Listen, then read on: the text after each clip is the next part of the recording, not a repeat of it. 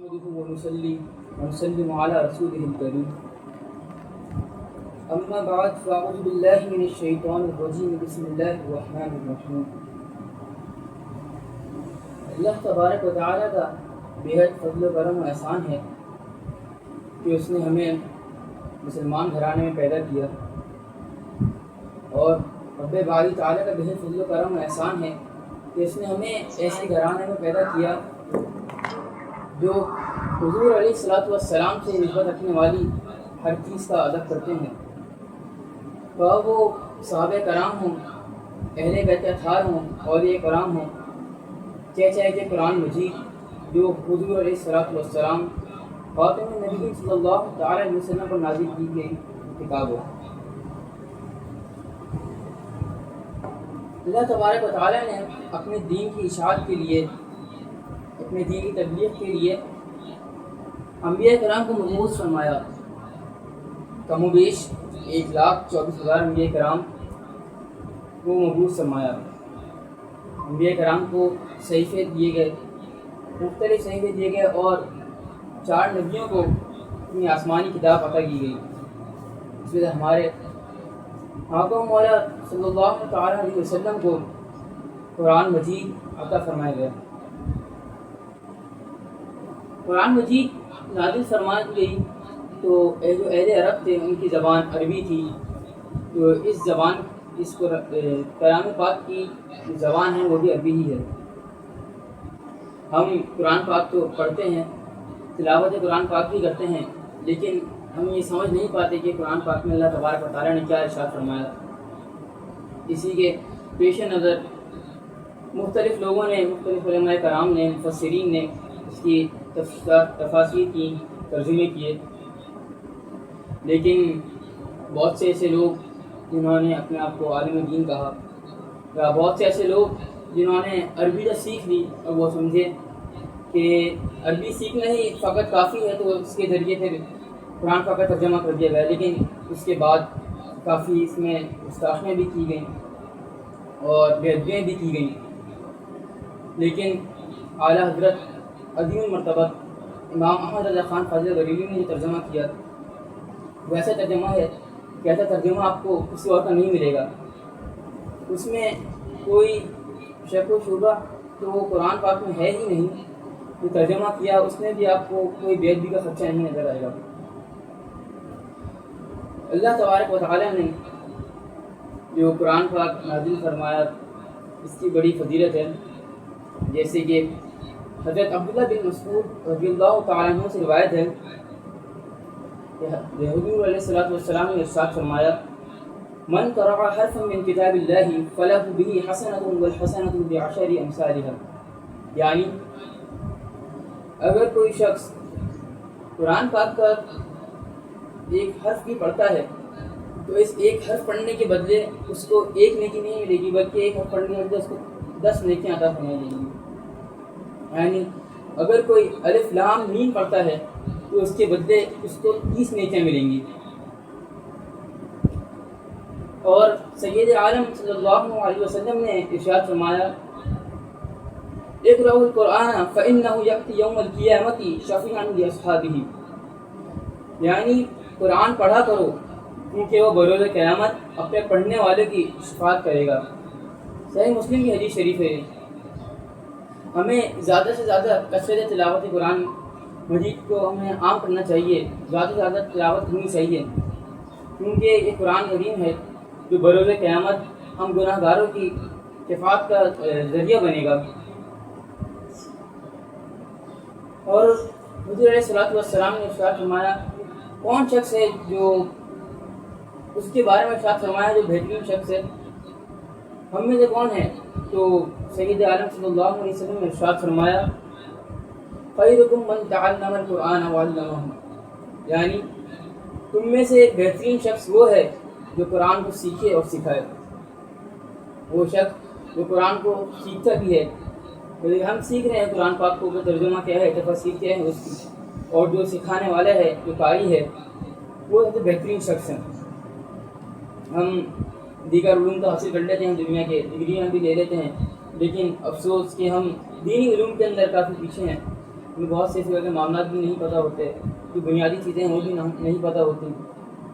قرآن مجید وہ عظیم کتاب ہے جو ہمارے زندگی گزارنے کا پورا اصول و ضابطہ ہے۔ اگر ہم اس سے مطابق اپنی زندگی کو ڈھال لیں تو ہم دنیا میں بھی کامیاب ہیں اور آخرت میں بھی کامیاب ہو جائیں گے۔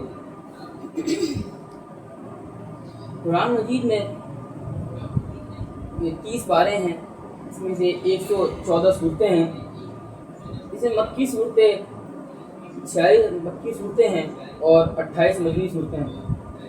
مکی صورتیں وہ ہیں جو حضور علیہ السلام کے ہجرت مدینہ سے قبل نازل ہوئیں، ہجرت مدینہ سے پہلے نازل ہوئیں، وہ مکی صورتیں ہیں، اور جو صورتیں ہجرت مدینہ کے بعد نازل ہوئیں وہ تمام مدنی صورتیں ہیں۔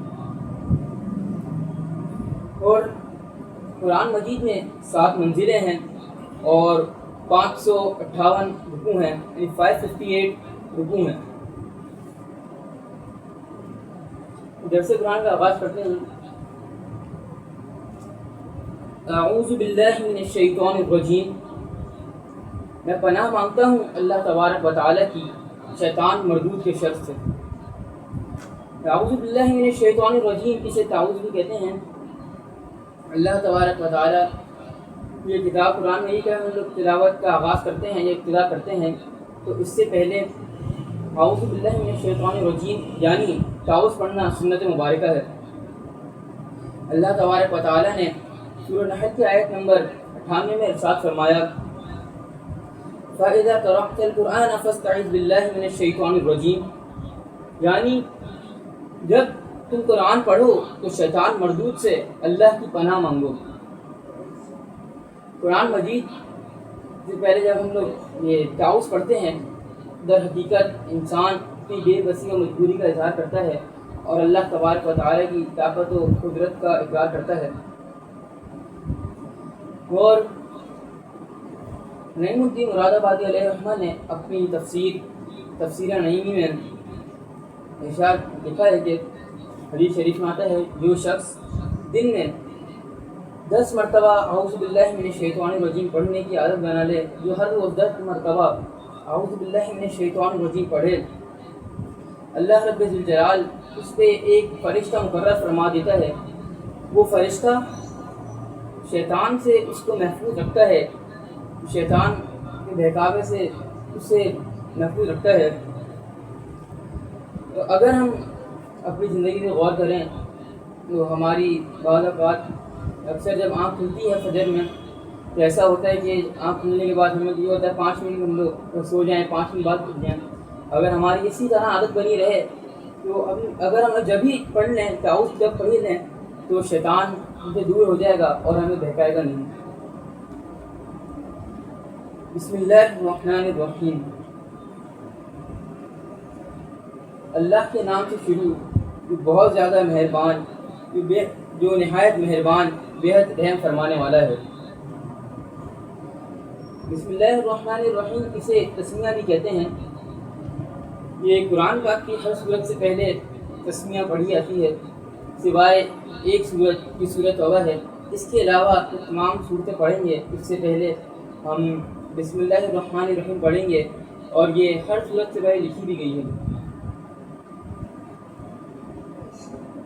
جیسے کہ اللہ تبارک و تعالیٰ نے جیسے حضور علیہ السلام نے ارشاد فرمایا، جس کام کی ابتدا سے پہلے بسم اللہ الرحمن الرحیم نہ پڑھا جائے وہ کام بے برکت اور ادھورا رہ جاتا ہے۔ یہ حدیث شریف کا مفہوم ہے۔ اور قرآن مجید میں ترتیب کے اعتبار سے سب سے پہلی سورت سورہ فاتحہ ہے۔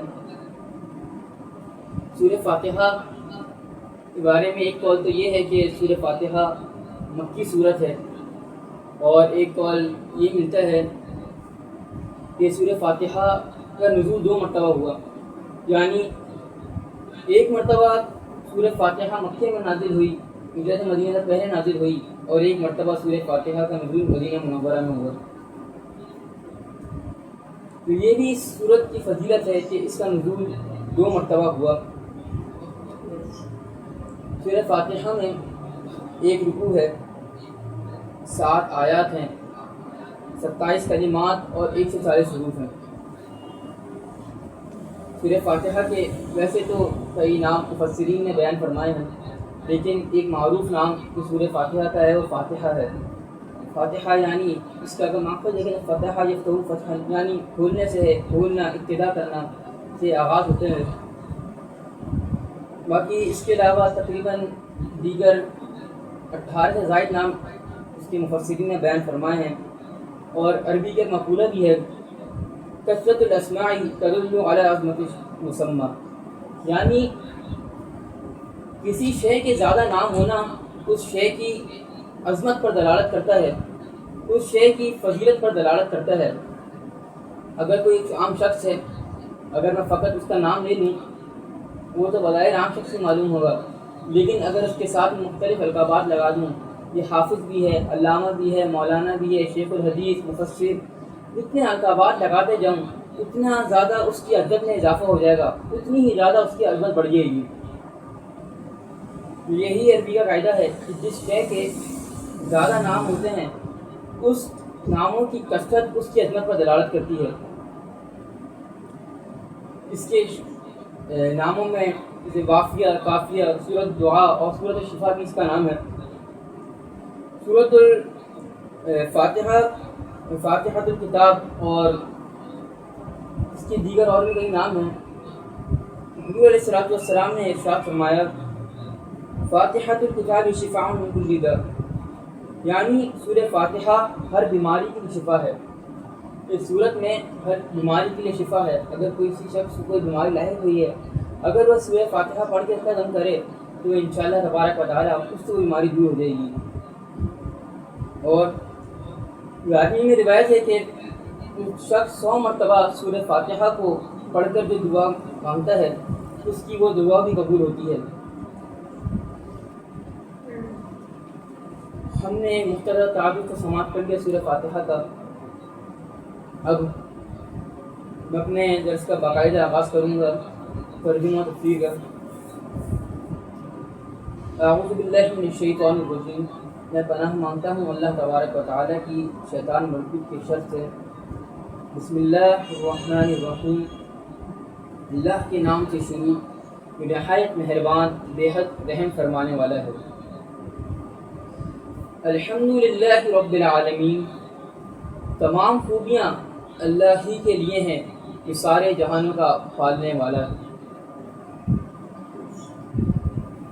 الحمدللہ رب العالمین یہ افضل دعا بھی ہے، اور الحمد یہ اصل میں حمد تھا۔ حمد کا معنی ہوتا ہے تعریف یا خوبی، لیکن اس سے پہلے الف لام کا اضافہ کیا گیا ہے۔ الف لام کا اضافہ کیا، الف لام کی ویسے کئی صورتیں ہیں جس میں سے ایک صورت الف لام جنسی ہے۔ جس لفظ سے پہلے مفرد سے پہلے الف لام جنسی کا اضافہ کر دیا جائے جو اس سے تمام اجناس مراد ہوتی ہیں، تمام جنسیں مراد ہوتی ہیں۔ یعنی جب فقط حمد تھا تو اس کا مطلب تھا تعریفیں اللہ کے لیے ہیں، لیکن جب الحمد ہو گیا اس کا مطلب ہے تمام خوبیاں، تمام شانیں، تمام عظمتیں، تمام تعریفیں جو اللہ تبارک و تعالیٰ کے ساتھ خاص ہیں وہ تمام اللہ تبارک و تعالیٰ ہی کے لیے ہیں، اللہ تبارک و تعالیٰ کی شان کے مطابق ہیں۔ میں نے یہ کیوں کہا کہ اللہ تبارک و تعالیٰ کی شان کے مطابق ہیں خوبیاں؟ اگر کوئی شخص ہے تو زیادہ مال والا ہے، کسی کے پاس زیادہ مال ہے، تو یہ بھی اس کی سمجھنے تعریف ہی ہے، لیکن اللہ تبارک و تعالیٰ تو مال سے پاک ہے۔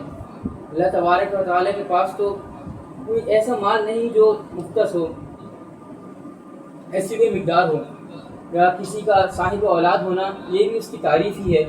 تو اللہ تبارک و تعالیٰ تو اولاد سے پاک ہے، اس لیے میں نے کہا کہ وہ خوبیاں جو اللہ تبارک و تعالیٰ کی شان کے لائق ہیں وہ اللہ تبارک و تعالیٰ ہی کے لیے ہیں۔ تمام خوبیاں ہیں کس کے لیے؟ للہ رب العالمین، جو تمام جہانوں کا پالنے والا ہے، جس نے ہم سب کو پیدا کیا، جو ہم سب کو کھلا رہا ہے، جس نے ہم سب کو تمام نعمتیں عطا فرمائی، ہم سب کو پالنے والا ہے، چاہے وہ چرند پرند ہوں، انسان ہوں، سب کو پالنے والا ہے، تمام تعریفیں اس ہی کے لیے ہیں۔ الرحمن الرحیم، نہایت مہربان، بے حد رحم فرمانے والا۔ اللہ تبارک و تعالیٰ کی رحمت کا یہ عالم ہے کہ صحیح بخاری اور مسلم شریف میں بھی یہ حدیث شریف روایت کی گئی ہے۔ حضور علیہ الصلوۃ والسلام نے ارشاد فرمایا، اللہ تبارک و تعالیٰ کی رحمت کے 100 درجات ہیں، جس میں سے فقط ایک درجہ ہے کہ اللہ تبارک و تعالیٰ نے زمین و آسمان کو مقرر کیا ہے۔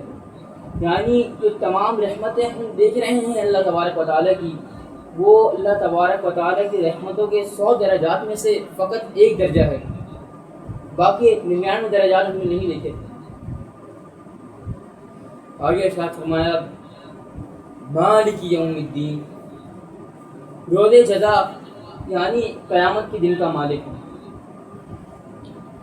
پہلے اللہ تبارک و تعالیٰ کی رحمت اور مہربانی کا ذکر کیا گیا، اب اللہ تبارک و تعالیٰ کی اس چیز کا بھی ذکر کر دیا گیا تو روز جزا کے دن کا مالک ہے۔ یعنی یہ فطرت انسانی ہے، اگر کسی شخص کو فقط بالکل ڈھیل دے دی جائے، یعنی اس کے اوپر صرف نرمی ہی رکھی جائے، پہلے جو فرمایا گیا الرحمن الرحیم، اگر فقط یہاں پہ یہ فرمایا جاتا تو انسان بے پرواہ ہو جاتا، وہ خود عام اور اپنے آپ کو آزاد سمجھتا اور گناہوں میں مبتلا ہو جاتا، یہ کہہ کہ اللہ تبارک و تعالیٰ تو ہمیں معاف فرمانے والا ہے، اور وہ کثرت گناہ میں مبتلا ہو جاتا اور وہ گناہ کرتا رہتا، اور اللہ تبارک و تعالیٰ ہم سے یہ امید رکھتا ہے کہ مجھے معاف فرما دیا جائے گا۔ اللہ تبارک و تعالیٰ جسے چاہے اسے معاف فرما دے۔ تو اس کے بعد یہی ارشاد فرمایا کہ مالک یوم الدین، رحمت کا تو ذکر ہو گیا، لیکن یہ بھی بات یاد رکھو کہ وہ روز جزا کے دن کا مالک بھی ہے، وہ قیامت کے دن کا مالک بھی ہے۔ ہم نے جو گناہ کیے ہیں اس کا بروز قیامت سوال بھی ہوگا، اس کا حساب بھی دینا پڑے گا ہمیں بروز قیامت۔ یہاں تک کہ حدیث شریف میں آتا ہے کہ اگر ایک بکری، سینگ والی بکری نے کسی بغیر سینگ والی بکری کو مارا تو بروز قیامت اس کا بھی حساب ہوگا کہ اس بکری نے اس کو کس طرح مارا، اس کا بھی اس کو حساب دینا پڑے گا۔ ایاک نعبد و ایاک نستعین، ہم خاص تیری ہی عبادت کرتے ہیں اور تجھ ہی سے مدد مانگتے ہیں۔ ایاک نعبد، خاص ہم تیری ہی عبادت کرتے ہیں، یعنی یہاں پر ایک شعبہ دور کرنا ضروری ہے کہ عبادت اور تعظیم میں کافی فرق ہے۔ عبادت کیا ہے اور تعظیم کیا ہے، اور اس میں فرق کس طرح کیا جائے گا۔ کسی جو عبادت کی تعریف ہے وہ یہ تعریف ہے کہ کسی کو خالق یا معبود جان کر اس کی اطاعت اور تعظیم بجا لانا عبادت کہلاتا ہے۔ اگر کوئی شخص کسی شخص کی تعظیم کر رہا ہے، کوئی استاد کے لیے یا والدین کے لیے اگر بیٹا ہو یا شاگرد ہو، اگر ہاتھ باندھ کے کھڑا ہو جاتا ہے تو یہ عبادت نہیں ہوگی بلکہ تعظیم ہوگی، کیونکہ ادب میں کھڑا ہو گیا۔ تو بزرگ اگر ادب میں کھڑا ہو جاتا ہے تو یہ بھی تعظیم ہے۔ وہ عبادت کب ہوگی؟ اگر اس کو خالق جان کر عبادت، اس کو خالق جان کر تعظیم کری یا معبود جان کر تعظیم کری تو وہ اس کی عبادت ہوگی، اور عبادت کے لائق سے اللہ تبارک و تعالیٰ کی ہے۔ ہم جو کرتے ہیں وہ تعظیم ہے۔ جیسے کہ ایک آپ ہی بیان کیا جاتا ہے کہ جیسے کہ اس میں بہت شک ہوتا ہے کہ عبادت کرنے کے بارے میں آج کل ہر کسی پہ شرک کا فتویٰ بھی لگا دیا جاتا ہے۔ شرک کو لوگوں نے بہت زیادہ عام بھی سمجھ لیا ہے، تعظیم کر لی تو سمجھتے ہیں شرک ہو گیا۔ تو ایک بزرگ تھے، وہ سنہری جالیوں کے سامنے مدینہ منورہ میں حضور علیہ الصلوۃ والسلام کے روضہ مبارک کے سامنے ہاتھ باندھ کر اکبر کھڑے ہوئے تھے۔ تو ایک شخص آیا، اس نے بزرگ سے کہا کہ یہ تو شرک ہے، یعنی ہم تو ہاتھ باندھ کر نماز میں اللہ تبارک و تعالیٰ کے سامنے کھڑے ہوتے ہیں، تو یہ تو روضہ رسول کے سامنے کھڑے ہوئے ہیں، یہ تو اس سے مشابہت ہو رہی ہے، یہ تو شرک ہو گیا۔ تو بزرگ نے کیا فرمایا، ابھی تو اس شخص نے مجھ سے آ کے یہ کہا ہے اس کا مفہوم میں بیان کر رہا ہوں واقعے کا، لیکن اگر اسی کی جگہ اگر کوئی ایسا شخص آتا تو مالکی ہوتا، یعنی امام مالک رحمہ اللہ کی شریعت کی پیروی کرنے والا ہوتا، ان کی فقہ کی پیروی کرنے والا ہوتا، تو وہ امام مالک کے نزدیک تو نماز میں ہاتھ چھوڑ کے کھڑا ہوا جاتا ہے، یعنی اگر ہاتھ نہ باندھیں اور ہاتھ چھوڑ کر کھڑے ہو جائیں تو یہ بھی مشابہت ہے۔ وہ شخص بھی آ کے کہہ سکتا ہے، شرک کا فتویٰ لگا سکتا ہے کہ یہ بھی مشابہت ہے تو یہ بھی شرک ہو رہا ہے۔ یا امام شافعی کے نزدیک تو سینے کے اوپر ہاتھ باندھ کے نماز پڑھنے کا اصول ہے، یعنی سینے کے اوپر ہاتھ باندھ کے نماز پڑھی جاتی ہے امام شافعی کے نزدیک، تو اگر ہم سینے پر ہاتھ باندھ کے پڑھیں تو وہ بھی ایسا ہی لگے گا کہ نماز پڑھ رہے ہیں۔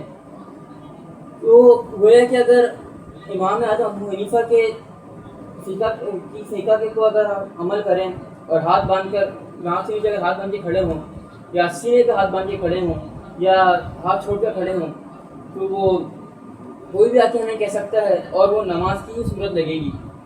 تو اس کو مثال کرنے کا، اس کو بیان کرنے کا مقصد یہ ہے کہ انہوں نے یہ فرمایا کہ حل تو یہ ہے کہ ایک ہاتھ پیٹ پہ رکھ دیا جائے اور ایک ہاتھ سر پہ رکھ دیا جائے، ایک ہاتھ پیٹ پہ رکھ دیا جائے اور ایک ہاتھ سر پہ رکھ دیا جائے، پھر تو کسی سے مشابہت نہیں ہوگی۔ یعنی تعظیم کا اور عبادت کا جو معنی ہے، جو مطلب ہے، اس کا تعلق جو ہے وہ انسان کی نیت سے تعلق ہے۔ کہ کوئی شخص خانہ کعبہ کے سامنے کھڑے ہو کر نماز پڑھتا ہے تو گویا کہ وہ تو فقط ایک عمارت کے سامنے کھڑے ہو کے نماز پڑھ رہا ہے، جبکہ وہ تو اللہ تبارک و تعالیٰ کا گھر ہے، خانہ کعبہ ہے، اس کے سامنے کھڑے ہو کے نماز پڑھ رہا ہے، لیکن بظاہر تو یہی لگے گا کہ وہ ایک عمارت کے سامنے کھڑے ہو کے نماز پڑھ رہا ہے اور وہ ایک پتھر کے سامنے سجدہ کر رہا ہے، بظاہر تو یہ بھی شرک لگتا ہے۔ وہ تو بہت دور کی بات ہے۔ اگر ہم یہ دیکھیں، ہم تو اپنے گھروں میں قبلہ روح ہو کے قبلہ کی طرف رخ کر کے نماز پڑھتے ہیں، ہمارے سامنے تو دیوار آتی ہے، کتنی چیزیں ہوتی ہیں، کیونکہ یہ بھی شرک نہیں ہو گیا، ہم دیوار کے سامنے سجدہ کر رہے ہیں۔ بتانے کا مقصد یہ ہے کہ تعظیم میں اور عبادت کا فرق یہی ہے کہ بندے کی جو نیت ہے اس کا تعلق اس سے ہے کہ بندے کی نیت کیا ہے۔ آگے ارشاد فرمایا وَإِيَّاكَ نَسْتَعِينُ، یعنی ہم تجھی سے مدد طلب کرتے ہیں، خاص ہم تجھی سے مدد طلب کرتے ہیں۔ پہلے نعبد جب ذکر کیا گیا تو وہاں پر بھی ایاکا کا ذکر کیا گیا، ایاکا نعبد، اور بعد میں جب نستعین کا ذکر کیا گیا، مدد طلب کرنے کا ذکر کیا گیا تو ایاکا دوبارہ ذکر کیا گیا، ایاکا نعبد و ایاکا نستعین۔ یہ اس سے بھی فرق واضح ہوتا ہے کہ عبادت کرنے کے اندر اور مدد طلب کرنے میں کتنا فرق ہے۔ اگر یہ مطلب ہوتا کہ ہم خاص اللہ تبارک و تعالیٰ کی عبادت تو کر رہے ہیں لیکن مدد طلب کرنے میں اللہ کی مدد طلب کر رہے ہیں، تو باقی دیگر جو غیر اللہ ہیں ان سے مدد طلب کرنا بھی شرک ہو جاتا۔ لیکن ایاکا نستعین یعنی خاص ہم اللہ سے مدد طلب کرتے ہیں، یعنی ہم مدد اللہ طلب کر رہے ہیں، باقی جو لوگ ہیں وہ ایک ذریعہ بن رہے ہیں، ایک وسیلہ بن رہے ہیں۔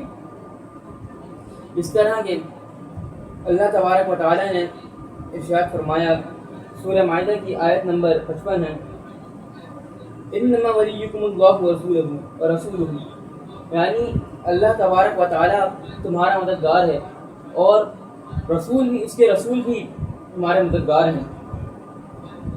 یہاں پر جو ذکر کیا گیا تھا مدد طلب کرنے کا، یہاں پر خاص اللہ سے مدد طلب کرنے کا ذکر کیا گیا تھا، اور آگے ذکر کیا گیا ہے وہاں پر رسولوں سے مدد طلب کرنے کا ذکر بھی کیا گیا ہے۔ اور جو مائدہ کی آیت نمبر 2 کے ذکر کیا، جو تحریم کی آیت نمبر 4 میں ذکر کیا گیا، فَإِنَّ اللَّهَ هُوَ مَوْلَاهُ وَجِبْرِيلُ وَصَالِحُ الْمُؤْمِنِينَ، یعنی بس بے شک اللہ تبارک و تعالیٰ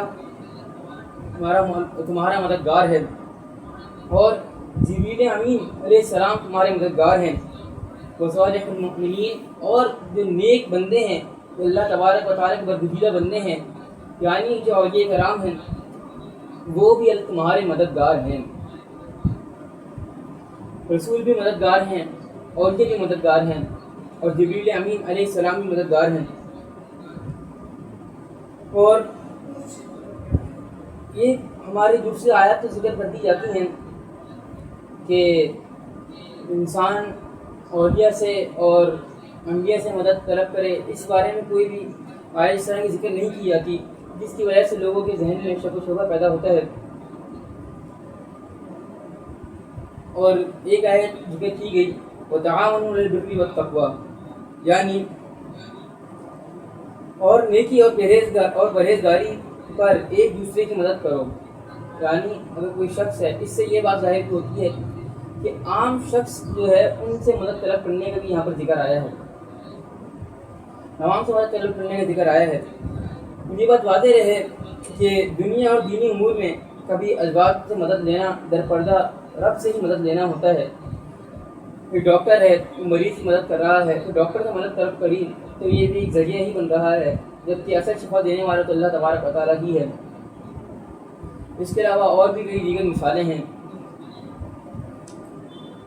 اب اگر کسی شخص سے مدد طلب کری جائے تو یہ بات کافی زیادہ ذکر کی جاتی ہے، اور لوگوں کو قرآن و حدیث کے نام پر اس طرح بھی گمراہ کیا جاتا ہے، اور مختلف قسم کی جو صورتیں نکالی جاتی ہیں کہ اگر جو شخص قریب ہے اس سے مدد طلب کرنا جائز ہے، دور ہے تو اس سے مدد طلب کرنا جائز نہیں بلکہ شرک ہو جائے گا، زندہ ہے تو اس سے مدد طلب کرنا جائز ہے، اگر وہ فوت شدہ ہے تو اس سے مدد طلب کرنا جائز نہیں۔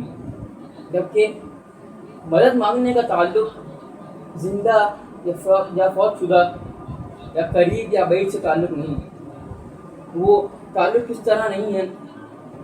اگر یہ بات ذکر کی جائے کہ دور سے کسی کو پکارنا، مدد کے لیے کسی کو دور سے پکارنا شرک ہے، تو کیا اگر کوئی شخص قریب ہے، اگر میں اس کو خالق و معبود جان کر قریب سے ہی اس سے مدد طلب کر لوں تو یہ شرک نہیں ہوگا؟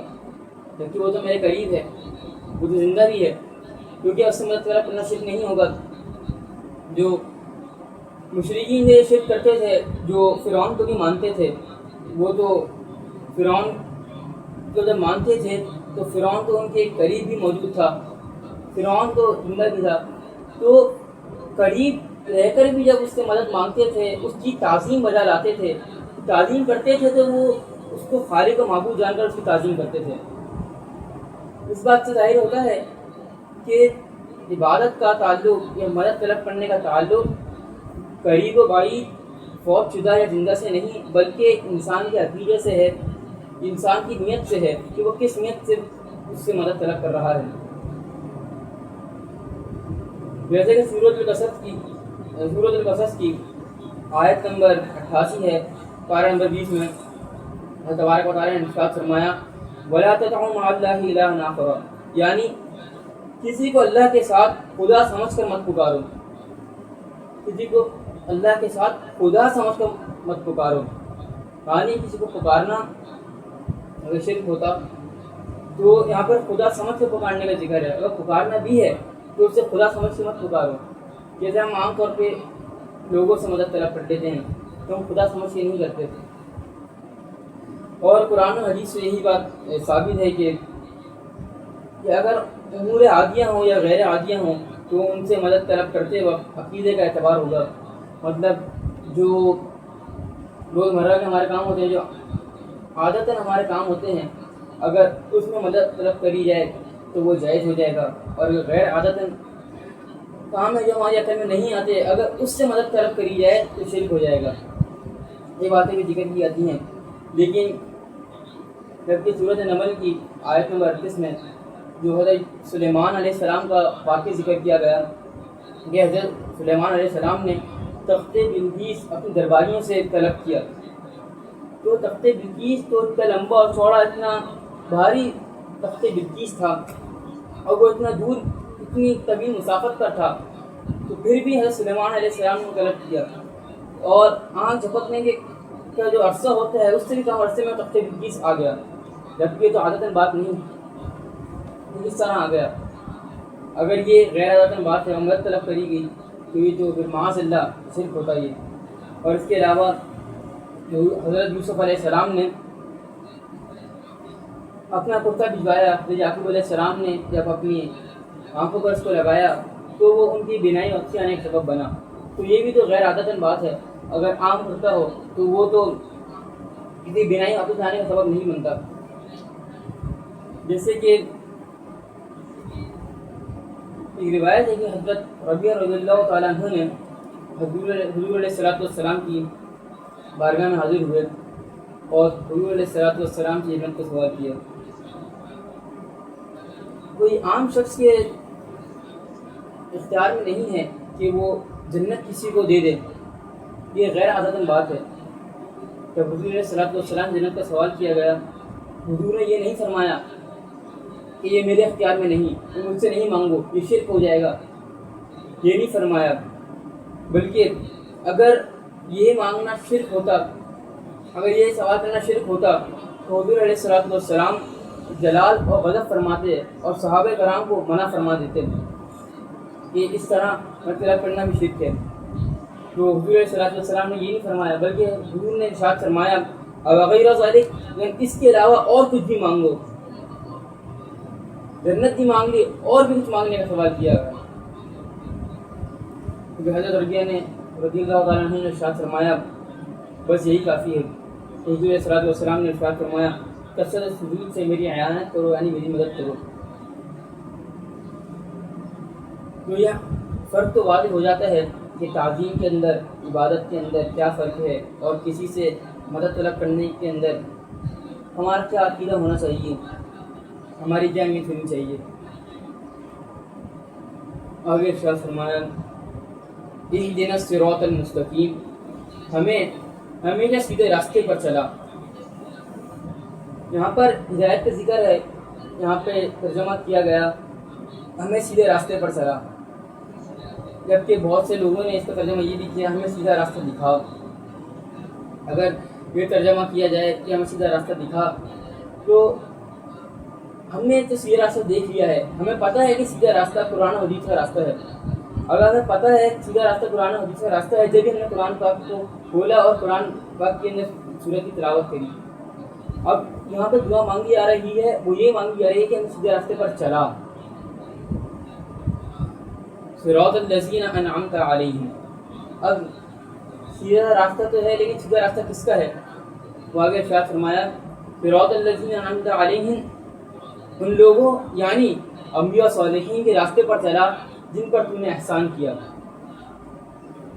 انبیاء اولیاء ہیں، یہ وہ اللہ تبارک و تعالیٰ کے برگزیدہ بندے ہیں، صالحین ہیں جن پر اللہ تبارک و تعالیٰ نے احسان کیا، اور ان کے راستے پر چلنے ہی کی دعا مانگی آ رہی ہے۔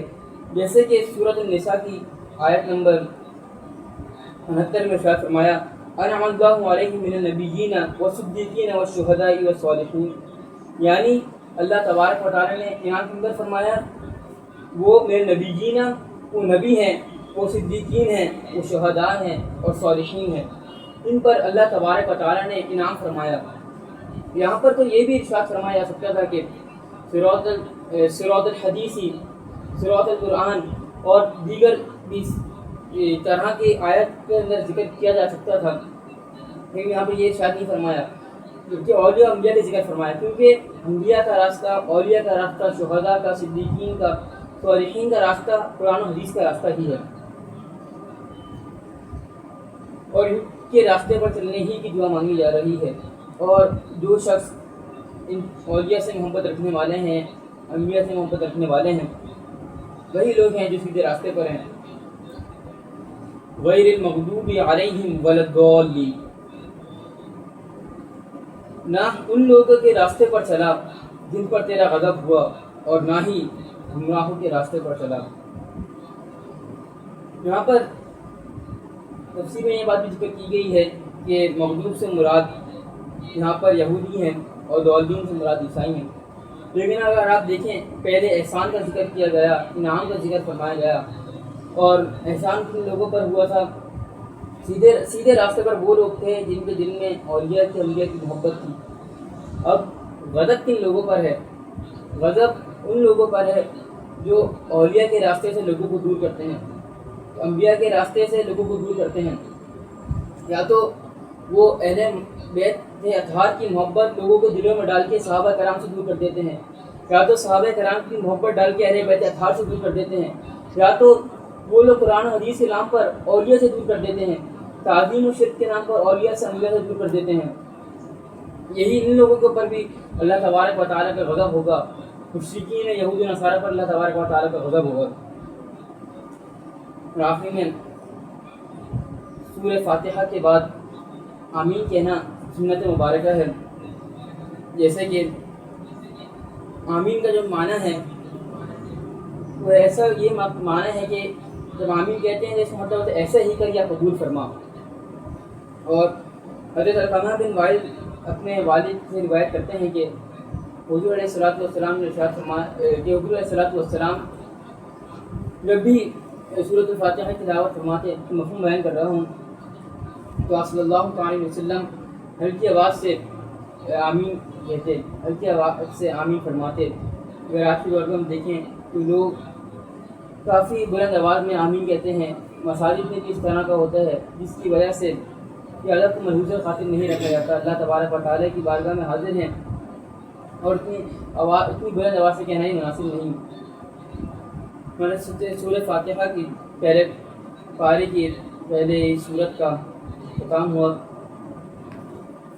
اللہ تبارک و تعالیٰ سے آخر میں دعا ہے کہ جو کچھ سنا اور پڑھا اس میں جو کچھ بھی غلطیاں کوتاہیاں ہو گئی ہوں اللہ تبارک و تعالیٰ سے معاف فرمائیں اور قرآن مجید کے نور کو ہمارے دل کے اندر داخل فرما دے. ہمارے لیے قرآن مجید کو اور اس کے ترجمے اور تفسیر کو سمجھنا ہماری آسان فرما دے اور ہماری زندگی کو قرآن مجید کے مطابق ڈال دے. ببرکۃ اللہ وملائکتہ یصلون علی النبی یا ایھا الذین آمنوا صلوا علیہ وسلموا تسلیما. سبحان ربک رب العزة عما یصفون وسلام علی المرسلین والحمد للہ رب العالمین برحمتک یا ارحم الراحمین.